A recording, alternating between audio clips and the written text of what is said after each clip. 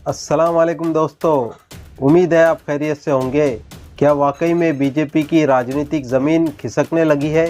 क्या वाकई में बीजेपी ने चुनाव से पहले ही हार मान ली है? क्या वाकई में छापेमारी लोगों में खौफ पैदा करने के लिए की जा रही है? क्या वाकई में पेपर में एडवर्टीजमेंट के ज़रिए से लोगों में झूठ परोसा जा रहा है? जी हाँ, ये यूपी है जहां 2022 की आहट सुनाई देने लगी है। तो क्या यूपी तैयार है बीजेपी को 2024 में सत्ता के सिंहासन पर बिठाने के लिए? डर है, बेयकीनी है, इसीलिए तो जो ज़मीनी हकीकत है उसके उलट पेपर में एडवर्टीजमेंट दिखाई देते हैं, जो 2017 के बाद यूपी में राम राज्य की तस्वीर पेश करते हैं। मगर जितने भी पैरामीटर्स हैं जिनके ज़रिए से किसी भी राज्य की तरक्की को परखा जाता है, उन तमाम पैरामीटर्स में यूपी की अलग ही तस्वीर नज़र आती है। तो आज बात कहां से शुरू की जाए? छापेमारी से शुरू की जाए या सरकारी झूठ से? हमें लगता है कि सरकारी झूठ से बात शुरू की जाए, क्योंकि ये पेपर में हर रोज़ छपते हैं और लगातार छपते हैं। बात दंगों की करें, 2017 से लेकर 2021 तक योगी के 4 साल में 7,300 FIR दर्ज की गई है। उसकी तुलना अगर हम समाजवादी सरकार से करें तो ये आंकड़ा 6,500 था। वहीं पर मायावती सरकार के दौर में ये आंकड़ा 4,400 हुआ करता था। तो क्या योगी सरकार में दंगे कम हुए हैं, जैसा कि एडवर्टीजमेंट में बार बार लोगों के सामने परोसा जा रहा है? नहीं, बल्कि दंगे ज़्यादा बड़े हैं।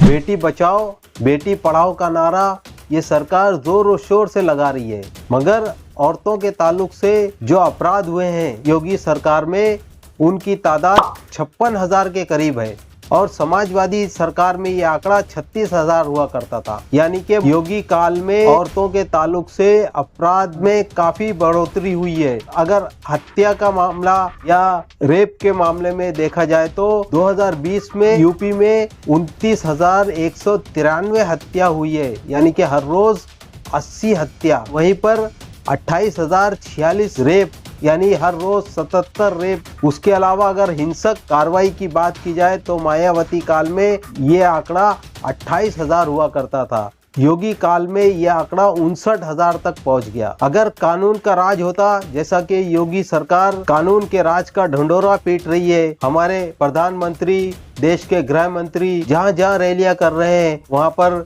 उत्तर प्रदेश को बताते हैं कि उत्तम प्रदेश बन गया है। कानून का राज अगर वाकई में होता तो क्या क्राइम रेट इतना बढ़ सकता था? योगी काल में चोरी की वारदात में भी काफी इजाफा हुआ है। चोरी के मामले 50,000 तक पहुंच गए हैं। उसके अलावा हेल्थ सेक्टर की बात की जाए तो हेल्थ सेक्टर में भी देश में सबसे निचले पायदान के ऊपर हमको यूपी नजर आता है। एजुकेशन की बात करें तो एजुकेशन में भी देश में सबसे निचली पायदान पर नजर आता है। गर्ल्स एजुकेशन की बात करें तो 80% लड़के पढ़े लिखे हैं, वहीं पर उनकी तुलना में लड़कियों की तादाद सिर्फ 63% है। 11 से 14 साल की 10% लड़कियां ऐसी है जो स्कूल नहीं जाती हैं। वहीं पर 15 से 16 साल की 17% लड़कियां स्कूल नहीं जाती हैं। जहां पर MLA रेप कर रहा हो, जहां का गृह मंत्री रेप का अपराधी हो, तो वहां पर लोग अपनी बच्चियों को घर से बाहर कैसे भेजेंगे, ये हमको समझने की जरूरत है।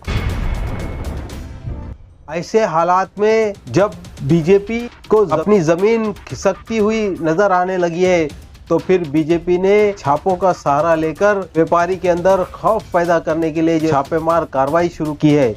इसका मतलब यह है कि बीजेपी लोगों को वार्निंग देना चाह रही है। समाजवादी पार्टी के अंदर जो भीड़ नजर आ रही है, जो लोगों का समर्थन नजर आ रहा है, तो कहीं ना कहीं चुनावी फंडिंग उसको रोकने के लिए बीजेपी सरकार इस तरह के हटकंडे अपना रही है। बड़े बड़े व्यापारी, उनके अंदर खौफ पैदा हो जाए कि आने वाले दिनों में सरकार और भी ज्यादा छापेमारी का काम कर सकती है, क्योंकि जमीनी हकीकत जो एडवर्टीजमेंट में हमको नजर आ रही है से कहीं दूर है। केंद्र सरकार के खुद के आंकड़े ये बताते हैं कि यूपी जो है देश के अंदर सबसे पिछड़ा राज्य है। ऐसे में योगी सरकार के पास में छापेमारी के अलावा कोई दूसरा रास्ता बचा ही नहीं था।